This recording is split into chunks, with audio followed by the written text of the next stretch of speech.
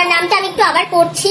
ঈশা খান লিখেছেন, যে কমেন্ট করেছেন সেটার এগেইনস্টে একটু বলছি। এই ধরনের ফালতু কিছু মহিলাদের জন্য হচ্ছে আমাদেরকে কথা বলতে হয়, বিকজ অফ তারা এটা চায় যে অমুকের সাথে তমুকের লেগে থাকবে, দেন হচ্ছে তারা এটাকে নিয়ে হচ্ছে আরো বেশি কথা বলবে, আরো বেশি হচ্ছে সমস্যা ক্রিয়েট করবে। আপনারা জয়েন করতে থাকেন, আপনাদের কোশ্চেন থাকবে, আমি আপনাদের কোশ্চেনে হচ্ছে অ্যান্সার দিব।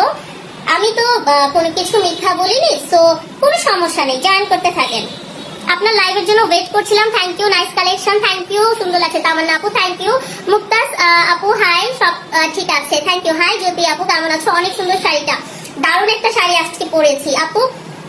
আজকে আমি ফার্স্ট কমেন্ট করেছি, মাশাআল্লাহ সুন্দর লাগছে, থ্যাংক ইউ সো মাচ। আপনারা একটু জয়েন করেন, হ্যাঁ একটু জয়েন করেন। তুমি আখি আপুর বদনাম করো কেন? আপু বদনাম কেউ কারোরটা করে না। যখন আপনার, আমি একটু বলছি, যখন আপনার নিজের গায়ে কেউ বারবার অ্যাটাক করবে, আপনি একটু হলেও ঘুরে দাঁড়াবেন, এটার মানে কিন্তু বদনাম না। আমি আখিকে যথেষ্ট স্নেহ করেছি, এখনো স্টিল করেছি, বাট তার মানে এইরকম না যে আমার পেজের মধ্যে কোনো রিয়েক্ট আসবে, পেজে কোনো প্রবলেম হবে, সেটাকে হচ্ছে নিয়ে কেউ কোনো রকম বাজে কোনো কথা বলবে বা হচ্ছে সেটা নিয়ে আমি কোনো রিয়েক্ট করবো না, সেটা না। একটা কথা কি, আমি দুধে মিলে গেল আটি হয়ে গড়াগড়ি খেলো, এটা একটা প্রবাদ বাক্য আছে। পূর্ণিমার চাঁদ পাশে আছি সব সময়, একদম। শাহিদা ইসলাম আপু, আপনাদের কমেন্ট গুলো পড়লে আমরা সেগুলো রিপ্লাই দিব।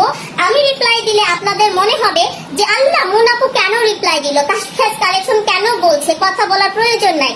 হ্যাঁ, তোমার কাছে সাথে কাজ করবেন না তো আমার সাথে কাজ করবে না, ওকে, আমি তো ওকে আমার এখানে আর আনবো না, অ্যালাউ করবো কিনা আমারই তো ভেবে দেখা উচিত,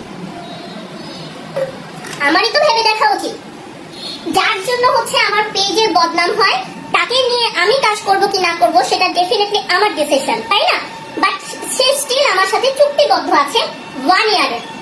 আর অ্যাডভান্সের কথাগুলো একটু বলছি, এখন আপনারা বলবেন যে আবার এই কথা বলছে। আমি আজকে দারুণ সব শাড়ি কালেকশন নিয়ে আসছি, বাট আপনাদের এই ধরনের ফালতু মেন্টালিটির কোশ্চেনের উত্তরগুলো আমি আজকে দিয়ে দিচ্ছি, ঠিক আছে? মোবাইলে চার্জে লাগাই লাইভ দেখতেছি, কতটা ভালোবাসি, থ্যাংক ইউ।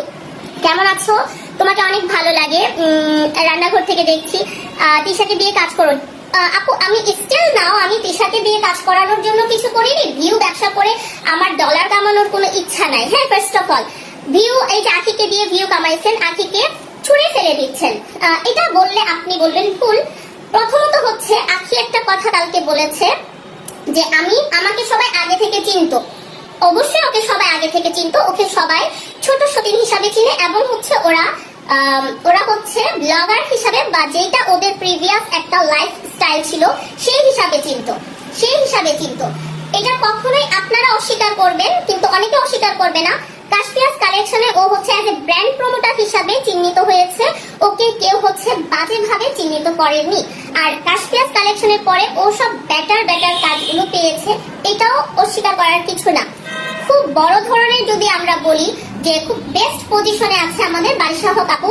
উনি যখন স্টার্ট করেছিল ওনার লাইফ বা ওনার জার্নিটা, উনি একটা সময় কিন্তু একদম ক্ষুদ্র ভাবে ছিলেন। হ্যাঁ, উনি তখন হয়তো 500 টাকার বিনিময়েও কাজ করেছেন, বাট ওনার এখন ফেস ভ্যালু হয়েছে, উনি এখন অনেক বেশি ডিমান্ড করবে। কিন্তু ওই সময়টায় যে উনি যে চুক্তিবদ্ধ ছিল, সেটা কি উনি হচ্ছে একদম মানে ওনার সাথে ব্যাড কোনো রিয়াকশন করেছে? আরেকটা কথা, আজকে কোনো ছোট বাচ্চা না যে ওকে দিয়ে কেউ জোর করিয়ে সাইন করাবে, চুক্তি করাবে, এটা আপনারা বুঝে নিয়ে। আমি এছাড়া কিছুই বলবো না, এখানে কোনো বদনামের কোনো প্রশ্ন না, এটা হচ্ছে আপনাদের কথাগুলোর রিয়াকশনের কথা বললাম, ঠিক আছে? আরেকটা কথা বলি, অনেকেই বলছিলেন কালকে থেকে আপুর পেজটা, আপনার পেজ বয়কট করলাম, আপনি ভালো না, আপনি হ্যান না তেন না। ডিজিটাল প্ল্যাটফর্মে এসে আপনারা যেই ধরনের হচ্ছে ব্যাড বিহেভ করছেন, আপনাদের এগেইনস্টেও কিন্তু এটা একটা স্টেপ নেওয়া হবে। আপনারা ভাববেন না যে একজনকে তেল দিতে গিয়ে আরেকজনকে নিচে নামাবেন, এই ধরনের কাজ করবেন না। আর আফটার অল হচ্ছে আমি আজকে খুব অবাক হয়েছি যে পেজ থেকে মানে যারা হচ্ছে শাড়ির ক্যাপশন দিয়েছেন, তারা আজকে উনি বলেছেন ভালোবাসার ক্ষেত্রে উনি হচ্ছেন ক্যাপশন দিয়েছিল Kashfia's collection, sari from Kashfia's collection. ভাই, তিশাকে তো আমি কাজেই আনি নাই। আর আখির উপর আমার এটাই কষ্ট ছিল যে তুমি ওর সাথে বা অন্য কারোর সঙ্গে মিলে তুমি আমাকে ভুল বুঝছো। আমি নিজে তোমার নাম্বারে কল দিলাম বা তোমার বোনকে আমি কল দিয়ে বললাম যে আচ্ছা আমাদের মধ্যে ঝামেলা করে তো লাভ নেই। আমি সারাদিন ওয়েট করলাম, আমার পেজ হচ্ছে আমার রিজিকের জায়গা, আমার পেজে যখন অ্যাটাক আসতেছে তখন আমি ডেফিনেটলি হচ্ছে আমি কষ্ট পাবো, আমি ডেফিনেটলি হচ্ছে আমি ওকে দুইটা কথা বলবো। কিন্তু আপনারা কিছু ফালতু পাবলিক আছেন যারা কিনা এটাকে নিয়ে ইস্যু তৈরি করেছেন। আখি না বললে আমি কখনোই যেতাম না, আখি না বললে হচ্ছে আমি জানতেও পারতাম না। আমার খারাপ লেগেছে পার্লারের আপু উনি একবারও বলেনি যে ওনার আর হচ্ছে তিশার সঙ্গে আমার কোনো কানেক্টেড ছিল না। ঠিক আছে, আমার কোনো কানেক্টেড ছিল না। অনেকেই আবার বলেন যে আপনি অহংকার করে কথা বলছেন। আপু এখানে অহংকারের কিছু না।